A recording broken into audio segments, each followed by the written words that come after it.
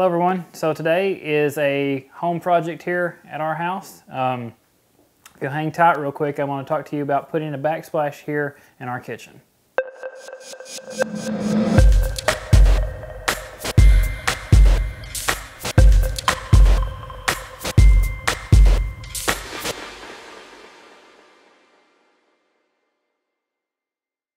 All right, thanks for sticking around everyone. So what I'm going to be doing today, we've been in this house for a few years and we don't have a backsplash.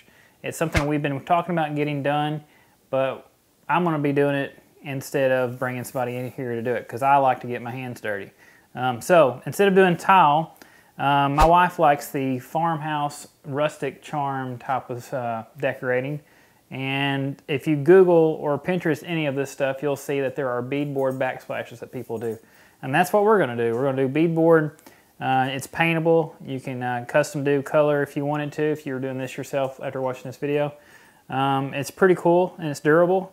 So what I'm going to do to get started is get my measurements. I'm going to then transfer some of my lines for like the windowsill and the outlets and all that to the board, cut all that out with a jig saw, and start putting it together. So here we go.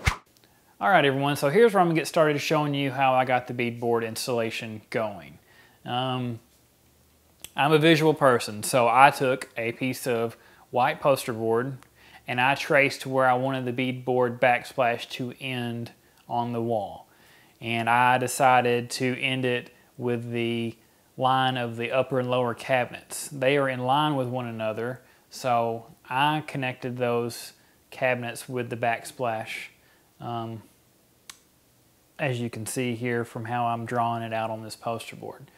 Also, I traced around the light switches and I actually put the light switch plate back up here to do this because I needed the light switch plate to have a similar distance off of the wall as the rest of the plates we're going to have once the beadboard was installed. So I gave it a shape with the beadboard as well, so the beadboard goes around it and it's not just free floating, and it's actually the same distance from the wall now with the other ones once I get it installed. So anyway, that's what the little notch around those is for, is to give it a back. This was something you'll have to think about in your home. You got to think about where you want your beadboard to end, and we decided to match the lines of the cabinet. As you can see, the countertop sticks out past the cabinets, and our tastes were that it was going to look awkward if we followed the countertop line. And also, we thought it would look awkward if we took it all the way out to the edge of the wall. We just decided to do it this way. Something you'll have to look for in your home, see what kind of situation you have, and decide where you want your backsplash to end. Anyway, so once poster board was figured out on this side right here, I went out to the beadboard sheet, which is out here on my sawhorses, and started transferring that shape to the sheet of beadboard. Then I used measurements to draw the rest of my lines for the rest of the backsplash beadboard wall that I'd be cutting out. Then I used the jig saw to cut out the receptacle and light switch holes. And then I used a circular saw to cut the length of the beadboard. And then again, I used my jig saw to cut the notches out around where the beadboard would be sliding up around the microwave. So a little bit of trickery there, but just something you got to look for. Now on the other side of the kitchen, which is where the sink wall is, this backsplash took two pieces of beadboard to create the backsplash. So what I decided to do was use the window notching place to put the seam for my second board because there was 1 and 2 boards to make up this wall. So anyway, I'll spare y'all the thinking behind it, but this was the best way to hide the seam, was putting it along the window. And then once all this is put together here in the end, you'll see what I'm talking about. And then it was on to paint. So here I am putting 2 coats of paint on these pieces of beadboard out here outside. I thought it would be easier to put the major coats of paint when it wasn't actually installed. And then once the 2 coats of paint dried, I took it into the house. Then once the paint was dry, we took the beadboard in, and then I pulled the receptacles through the holes that I cut, and then screwed the receptacles down. This way they are sandwiching the beadboard up to the wall and kind of help hold the beadboard there until you can get nails in it.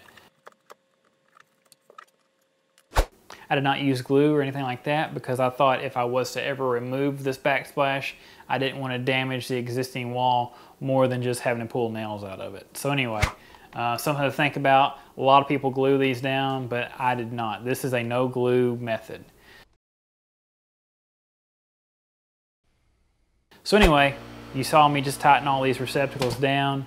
Now it's time to bring the nail gun in, and what I decided to do was try to shoot the nails in this bead track here that's in the board itself to hide the nails the best.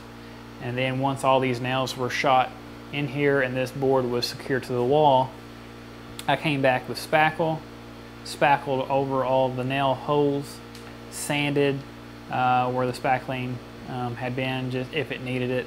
I tried to smooth it as much as possible. Also, I spackled around the window sill, or technically the window trim, and sanded it a little bit as well.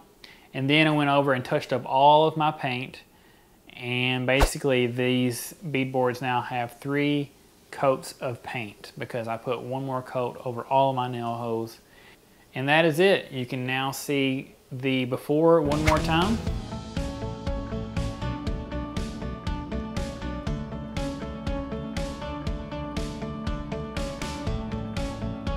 And now the after.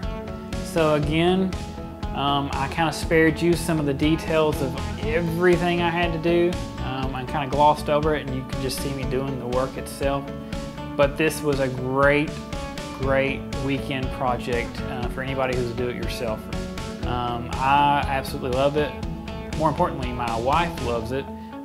We decided again, as you're seeing here, to run the beads horizontally and not vertically, which I think gives it a more modern look. And this is just that option. So I hope you enjoyed this video. Please like, comment, and share. Stay tuned to the J Mink channel for more do-it-yourself projects.